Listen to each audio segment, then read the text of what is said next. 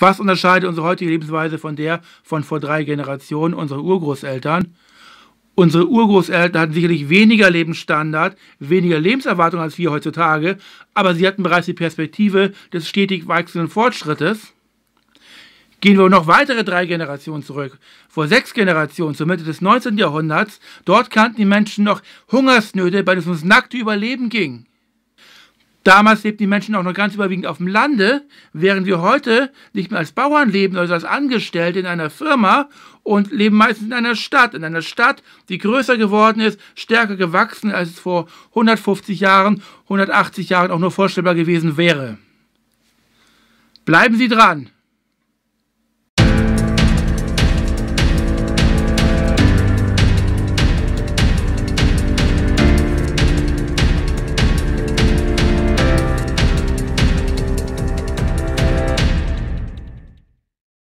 Herzlich willkommen zur Videoreihe Soziodemografische Evolution. Lernen Sie grundlegende Gedanken darüber können, ob die steigende Zahl von Menschen für die Entwicklung unseres Planeten positiv oder negativ ist. Und heute gibt es einen ganz grundlegenden Wandel, der unsere Gesellschaften seit etwa 150, 200 Jahren von allen anderen davorgehenden Gesellschaften unterscheidet, nämlich wir sind heute eine Gesellschaft ohne Hunger. Niemand muss heute mehr des Hungerstodes fürchten, zumindest Industriestaaten nicht. In einigen Ländern der dritten Welt, in Afrika insbesondere, ist es leider noch der Fall. Vor 30, 40 Jahren war das Problem auch noch in Asien relativ stark vertreten. Aber das Problem wird von Jahrzehnt zu Jahrzehnt, Gott sei Dank, immer kleiner. Und das liegt nicht mal daran, dass wir mehr Lebensmittel produzieren. Ich habe diese kleine Grafik mal vorbereitet und wir sehen hier, dass sich die Weltbevölkerungszahl und die Weltlebensmittelzahl, die Weltlebensmittelproduktion sehr unterschiedlich entwickelt haben. Noch im Jahr 1800 hat der Philosoph Thomas Robert Malthus in England prophezeit, dass generell ja die Bevölkerungsentwicklung irgendwann der Lebensmittelproduktion davonschießen könnte, dass wir also riesige Übervölkerungsszenarien bekommen mit Hungersnöten, Bürgerkriegen und allem möglichen Elend. Aber genau das Gegenteil ist im 20. Jahrhundert passiert. Zwar haben wir bis Mitte des 20. Jahrhunderts noch sehr verbreitete Hungersnöte gehabt, in Asien vor allen Dingen, auch in Afrika gehabt.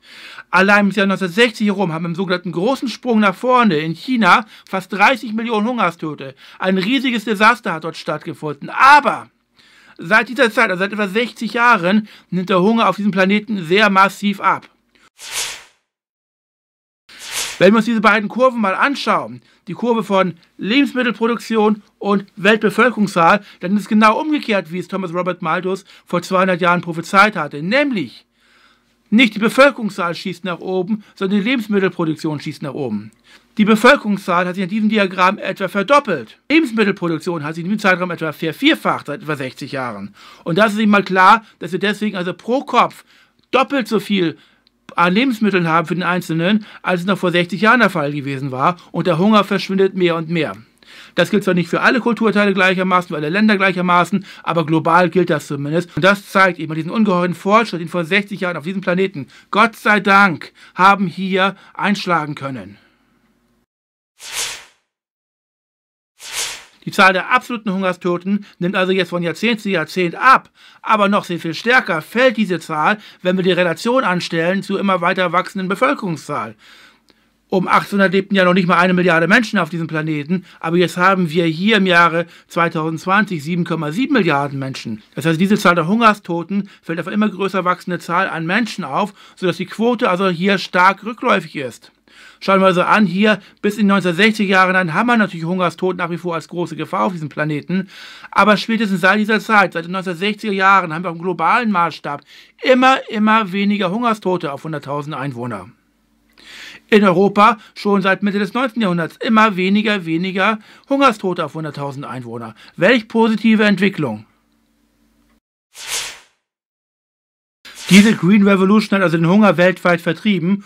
Und wenn wir uns mal einige prominente Hungersnöte anschauen seit Mitte des 19. Jahrhunderts, sehen wir, dass seit den 1860er Jahren zumindest Hungersnöte in Friedenszeiten in Europa komplett verschwunden waren, dass aber in anderen Kulturteilen noch bis weit ins 20. Jahrhundert hinein noch erhebliche Hungersnöte gehabt haben. Vor allen Dingen in Indien, in China auch, in Europa auch am Ende des Ersten Weltkrieges, dann in den 20er Jahren natürlich unter der Sowjetunion, in Russland, im russischen Kulturteil, 1945 ein bisschen in Europa wieder, aber natürlich immer wieder Hungersnöte in Indien, in China, in Afrika. Also bekannte Beispiele sind zum Beispiel der große Sprung nach vor, 1960er Jahre in China oder auch die Hungerskatastrophe in Äthiopien Mitte der 80er Jahre, die man zum sehr berühmten Live-Aid-Konzert geführt hatte. Oder auch eben die Hungersnot in Nordkorea in den 90er Jahren als letzte größere Hungersnot in Asien überhaupt. Seitdem haben wir eine Hungersnot fast nur noch in Schwarzafrika. Um das Jahr 2000 herum im Kongo, im ehemaligen Zaire, wo dort eben aufgrund des Bürgerkrieges nochmal zu einer großen Hungersnot gekommen war. Dieser Rückgang des Hungers ist natürlich ein Erfolg der Landwirtschaft, die wesentlich mehr Lebensmittel zu erzeugen vermag. Aber das liegt eben nicht nur daran, dass wir heute mehr Landwirte haben, mehr Bauern haben, mehr Menschen, die in der Landwirtschaft tätig sind. Vor allen Dingen hat sich auch die Produktivität in der Landwirtschaft drastisch erhöht. Heute brauchen wir sehr viel weniger Menschen in der Landwirtschaft, als noch vor 100 oder 200 Jahren der Fall gewesen war. In Deutschland brauchen wir heute noch praktisch 1-2% der Beschäftigten in der Landwirtschaft. Der Rest ist weitestgehend überflüssig. Auch in anderen Ländern der dritten Welt haben wir im 20. Jahrhundert eine massive Zunahme der Produktivität auch gesehen, pro Erwerbstätigen, sodass wir heute sehr viel weniger Menschen brauchen in der Landwirtschaft, sehr viel weniger Menschen heute beschäftigt sind in der Landwirtschaft und dass die Landwirtschaft in fast allen Kulturteilen nicht mehr so bedeutend ist wie noch vor 50 oder 100 Jahren. Lediglich in Schwarzafrika haben wir nach wie vor einen ganz erheblichen Anteil von Beschäftigten in der Landwirtschaft, aber auch dort sinkt dieser Anteil kontinuierlich ab.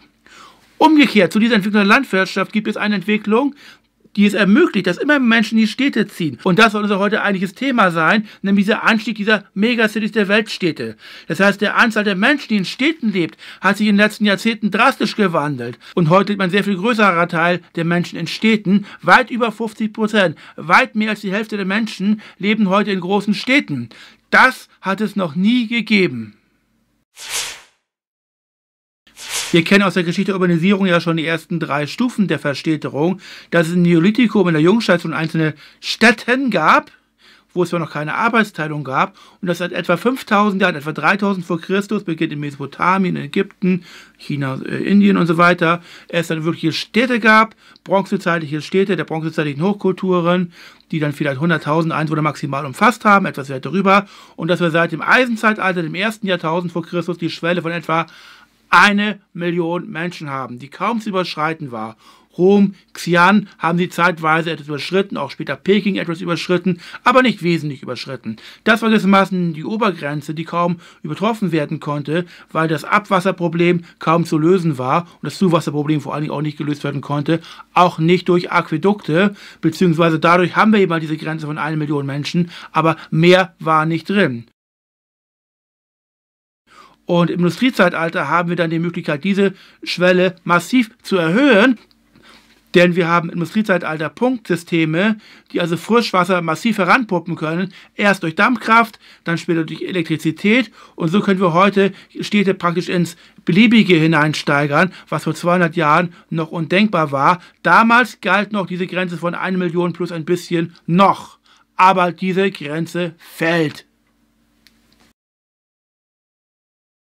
Ja, und ich zeige Ihnen mal die Weltstädte jetzt um 1800. Weltstadt um 1800 heißt für mich eine Stadt, die mindestens 100.000 Einwohner hat. Und Sie sehen also die Zahl der Menschen hier in tausender Schritten angezeigt, neben der Abkürzung der jeweiligen Stadt. Und wir haben verschiedene Zentren drin, Japan, Ostasien, China, Südasien, Indien und Europa, das damals sehr stark schon aufblühte um 1800, das ja am Beginn der industriellen Revolution stand und jetzt in den nächsten Jahrzehnten massiv voranschreiten wird. Noch ist Peking die größte Stadt der Welt, aber das wird sich jetzt in den nächsten Jahrzehnten deutlich steigern. Europa wird massiv aufblühen.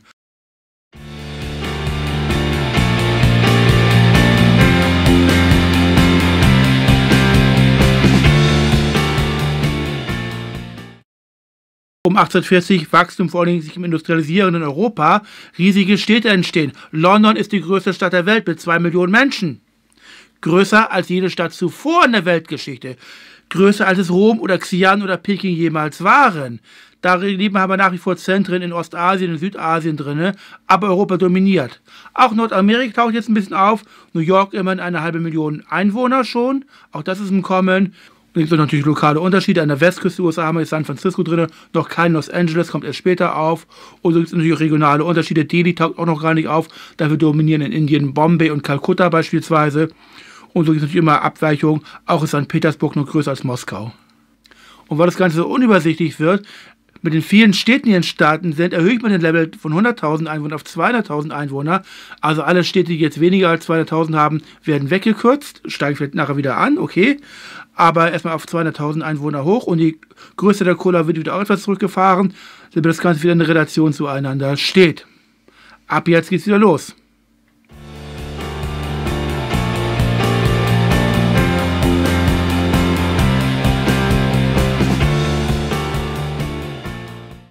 Um 1880 nimmt die Dominanz der europäischen Städte weiter zu. London 4,5 Millionen Menschen, ungefähr 3-mal so groß wie Rom es jemals gewesen war. Paris 2,5 Millionen Menschen, Berlin 1,25 Millionen Menschen. Auch in Nordamerika massiver Anstieg von New York, das weiter hier wachsen wird. Generell in Nordamerika ein riesiger Aufschwung. Auch in Lateinamerika nehmen die Städte zu und in Afrika immerhin Johannesburg jetzt vertreten. In Australien, Melbourne, Sydney drin. In China nimmt also die Zahl der Einwohner in den großen Städten ab, weil das Kaiserreich zusammenbricht und die Zentralverwaltung kollabiert. Das relativ unbekannte Fischerdorf Shanghai wird also hier langsam der große Gewinner dieser Entwicklung sein und wird in den nächsten Jahrzehnten zur größten Stadt Chinas aufsteigen. Ich setze ein Level für eine Weltstadt jetzt von 200.000 auf 500.000 Menschen hoch.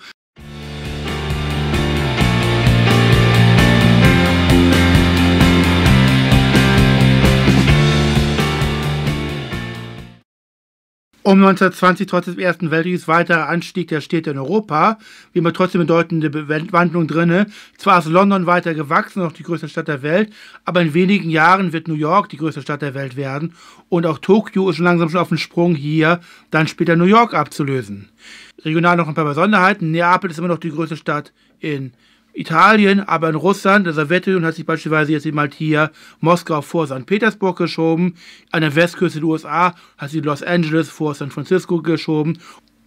Lateinamerika ist noch vertreten, Afrika nur ein wenig, Australien die bekannten Städte, Südostasien auch langsam im Kommen. In Indien hingegen gibt es nach wie vor kein Delhi, nach wie vor dominieren Bombay und Kalkutta. Und wir setzen den Level jetzt hoch von 500.000 Menschen auf 1 Million Einwohner.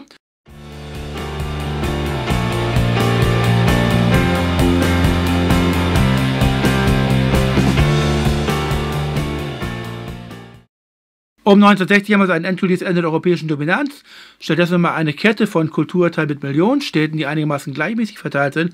Also haben wir hier Angloamerika, Europa, Indien, China, Ostasien, Japan. Die größte Stadt der Welt ist Tokio, bis heute immer noch die größte Stadt der Welt. Und hier eben halt hat es mittlerweile also New York übertrumpft. Auch regional gibt es einige Abweichungen. Haben wir zum Beispiel in Lateinamerika jetzt Sao Paulo vor Rio de Janeiro in Brasilien. Haben wir auch in Indien beispielsweise das Kommen von Delhi langsam. Und Shanghai ist die größte Stadt in China. Wir setzen den Level jetzt wieder etwas herauf. Von 1 Million Menschen im Jahre 1960 auf 2 Millionen.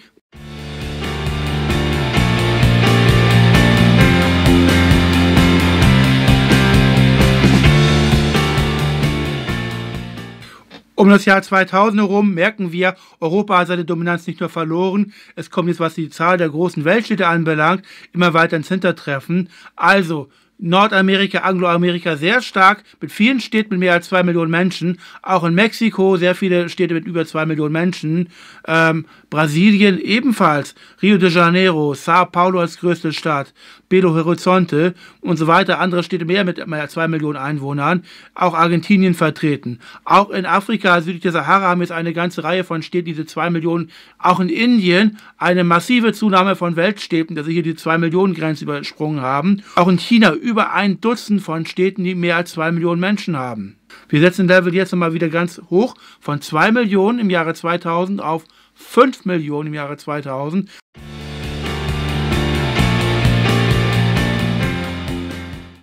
Ja, und im Jahre 2020 dann, wie gesagt, viele Dutzend Städte, die mehr als 5 Millionen Menschen haben. 5 Millionen Menschen, ungefähr das 3- bis 4-fache von dem, was Rom gehabt hat vor 2000 Jahren, was Peking oder Xi'an gehabt haben auch. Und das Wachstum ist immer ganz klar, vor allen Dingen in Ostasien sehr stark, China sehr stark, mit sehr vielen Städten mit mehr als 5 Millionen Menschen, Indien auch eine ganze Reihe, Delhi sehr stark im Kommen, aber auch Afrika ganz allmählich hier eine größere Zahl von Städten mit mehr als 5 Millionen Einwohnern. Lateinamerika auch relativ stark vertreten, USA ohnehin, gar keine Frage. Europa bleibt in der ganzen Entwicklung relativ weit zurück. Bisher haben wir für die Frage, ob eine Stadt eine Weltstadt ist oder nicht, nur die Einwohnerzahl genommen. Man kann aber auch alternativ hinzunehmen die Frage, wie viele Menschen arbeiten für sehr wichtige Kanzleien, für wichtige Organisationen, für einflussreiche Firmen und so etwas. Und wenn wir dieses als Maß nehmen, kommen wir zu einer etwas anderen Einteilung, nämlich da können wir 3 Kategorien bilden, Alpha++, Alpha Plus und Alpha-Städte. Nach diesen 3 Kriterien können wir sie hier die wichtigsten Städte der Welt einteilen. Und wir sehen, London und New York sind nach dieser Einteilung dann doch die beiden wichtigsten Städte der Welt. Vielleicht nicht die einwohnerzahlmäßig größten, aber die wichtigsten Städte der Welt. Und dann haben wir eine ganze Reihe von Alpha-Plus-Städten drin und auch einige Alpha-Städte, das ist immer steigender Zahl. Auch Deutschland ist vertreten mit Frankfurt am Main, also nicht Berlin, das einwohnerstärker ist, aber Frankfurt ist international gesehen einfach wichtiger. Und so können Sie dieses Prinzip auf andere Staaten, auf andere Beispiele hier auch nochmal umwälzen. Wir sehen also, der alte Level von 1 Million Menschen plus X, der in eisenzeitlichen Hochkulturen gegolten hat, wie dem Römischen Reich, gilt heute bei weitem nicht mehr. Wir haben ein X-faches an Menschenzahlen heute in großen Städten der Welt. Und wir wissen gar nicht, ob es überhaupt ein Niveau gibt, das diese Menschenzahl irgendwie deckeln wird. Von daher rechnen wir für das 21. Jahrhundert mit einer weiteren Anzahl von Menschen in den Megacities. Und diese Entwicklung hängt im Wesentlichen von 3 Faktoren ab, nämlich von der Bevölkerungsentwicklung generell. Da haben wir noch relativ sichere Projektionen, die ungefähr die Richtung vorzeigen. Wesentlich wichtiger und unsicherer ist ein zweiterer Faktor, die Produktivität in der Landwirtschaft. Wir wissen nicht, wie viele Menschen können wir künftig aus der Landwirtschaft abziehen, gerade in Afrika südlich der Sahara. Ein dritter Faktor wird sein, wollen die Menschen wirklich in die großen Städte ziehen? Wird auch auf dem breiten Land, auf dem flachen Land ein gewisses Investment stattfinden, dass auch das flache Land nach wie vor lebenswert erscheint, oder wollen alle Menschen nur in die Slums ziehen? Von daher sind die Projektionen, die ich jetzt hier über die Städtegröße zeigen werde, über die Entwicklung der Megacities im 21. Jahrhundert, sehr, sehr, sehr mit großer Vorsicht zu genießen. Und ich zeige Ihnen jetzt nur die in einer einzigen Quelle projizierten Entwicklung der nächsten 80 Jahre für die Entwicklung der Städte über 10 Millionen Menschen, der Megacities.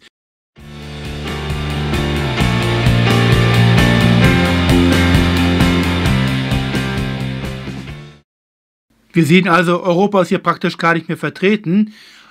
Indien, Südasien ist also jetzt der Kulturteil mit den meisten Megacities. Das heißt, wir rechnen aufgrund des Produktivitätsfortschritts der Landwirtschaft nach dieser Quelle dort mit den meisten Megacities im Jahre 2050 in der Mitte des 21. Jahrhunderts. Wer genau hingeschaut hat, wird aber sehen, dass in den letzten 10, 15 Jahren dieser Projektion, also Mitte der 2030er Jahre, auch ein anderer Kulturteil sehr stark im Kommen sein wird. Und das wird dann vermutlich Afrika südlich der Sahara sein. Das wird sich in den nächsten 50 Jahren bis zum Jahre 2100 nochmal deutlich fortsetzen und steigern.